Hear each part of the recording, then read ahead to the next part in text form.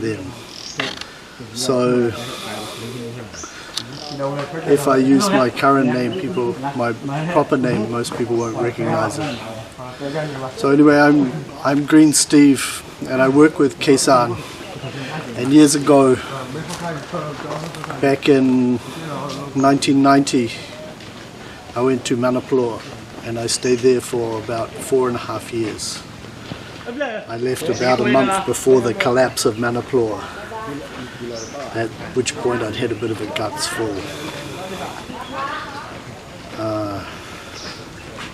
So a lot of memories, but I forget a lot as well. So.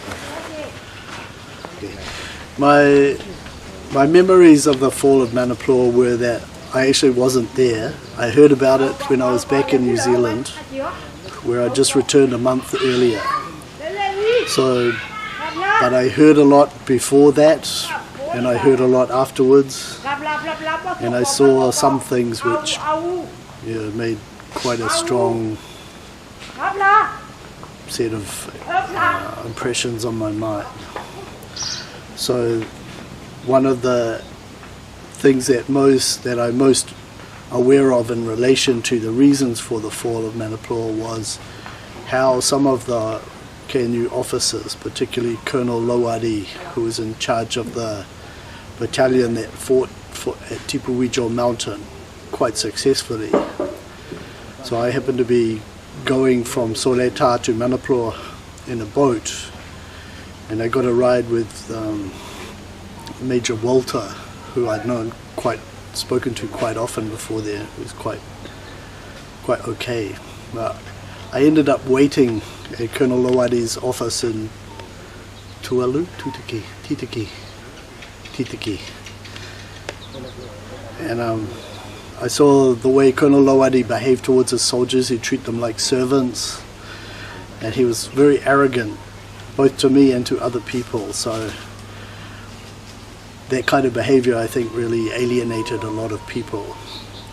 So my understanding of the reasons for the fall was basically because of religious discrimination, where the hierarchy of Manerplaw was basically Seventh-day Adventist Christians. Next below that were Baptist Christians, and below that were Animist and Buddhist. So because of that kind of discriminatory behavior, I think it brought a lot of fracture lines in the Koran unity, which the Burmese military exploited very skillfully, as they do with all such potential weak points. And I know that months before that, to try to address those growing rifts, that one of the Buddhist abbots, Rambo monk, was given permission to set up a monastery in Manerplaw, which was a little bit strange. I know that Colonel Tutule who went to try to negotiate with the DKBA before that. He was like poked in the belly by the soldiers who were then to become DKBA later, and they said, yeah, it's very good to be a pado, isn't it, or something to that effect. So I think that when people don't treat each other with respect and understanding, particularly religious tolerance, and you sow the seeds of your own downfall. Not complete downfall, but a lot of damage was done because of that. So there are other issues which were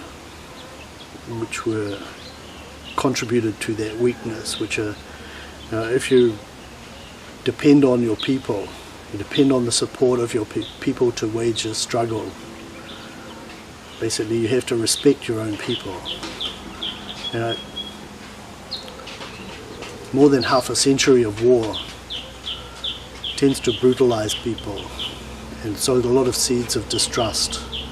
And people just don't trust each other, so people have been treated with brutality that's really alienating.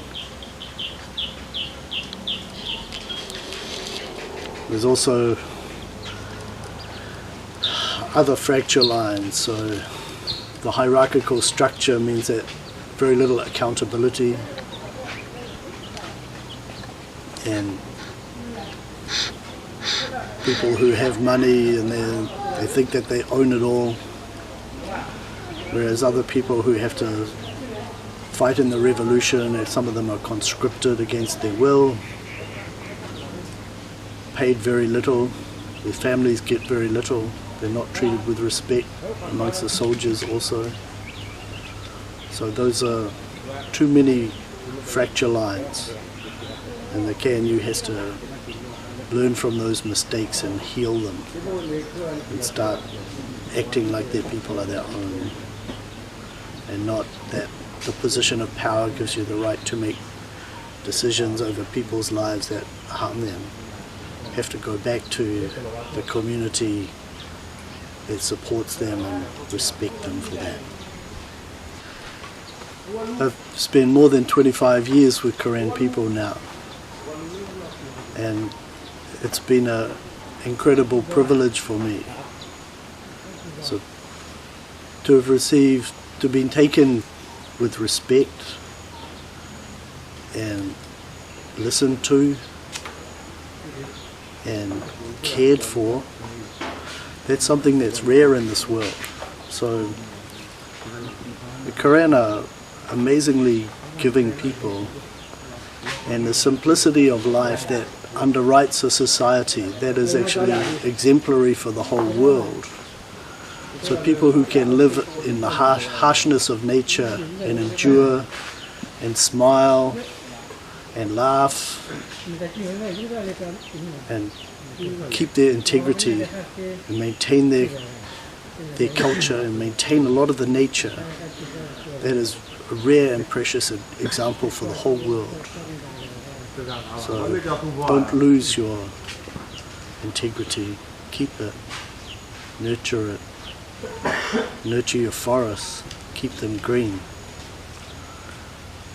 They're much greener than most other places in the world, so you've been doing a pretty good job up to now. Just keep it up.